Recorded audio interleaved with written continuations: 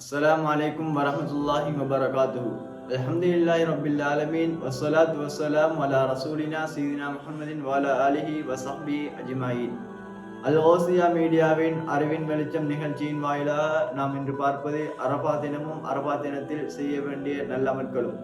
பெருமானார் ஸல்லல்லாஹு அலைஹி வஸல்லம் அன்னவர்கள் கூறியிருக்கின்றார்கள், அரபா தினத்தில் நோன்பு நோட்பது சென்ற வருடத்துடைய பாவங்களுக்கும் வரும் வருடத்துடைய பாவங்களுக்கும் பரிகாரமாக அமையும் என பெருமானார் ஸல்லல்லாஹு அலைஹி வஸல்லம் அன்னவர்கள் கூறியிருக்கின்றார்கள். எம்முடைய பாவம் மன்னிக்கப்பட அரபா தினத்தில் நோன்பு நோட்போம். இரண்டாவதாக, பிரார்த்தனைகள் மிகவும் உன்னதமான பிரார்த்தனை அரபா தினத்தில் கேட்கப்படும் பிரார்த்தனையாகும் என பெருமானார் ஸல்லல்லாஹு அலைஹி வஸல்லம் அன்னவர்கள் கூறியிருக்கின்றார்கள்.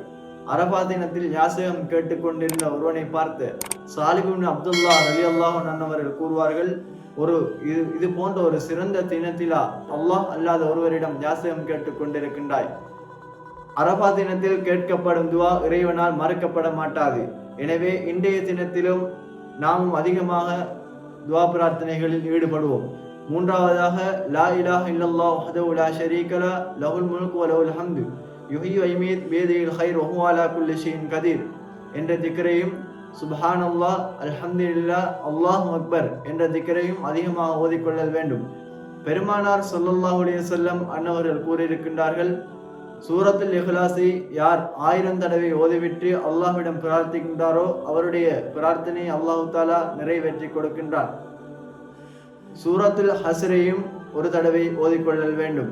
பெருமானார் ஸல்லல்லாஹு அலைஹி வஸல்லம் அன்னவர்கள் மீதும் அதிகமாக ஸலவாத்துக்களை ஓதிக்கொள்ளல் வேண்டும்.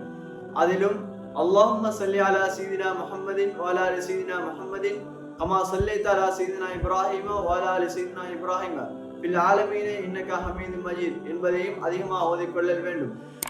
அரபா தினத்தில் நாம் நோன்பு நோற்று அதிகமான திக்ருகளையும் ஸலவாத்துக்களையும் ஓதி இறைவனின் திருப்பொருத்தத்தை பெறுவோமாக. அஸ்ஸலாமு அலைக்கும் வரஹ்மத்துல்லாஹி வபரகாத்துஹு.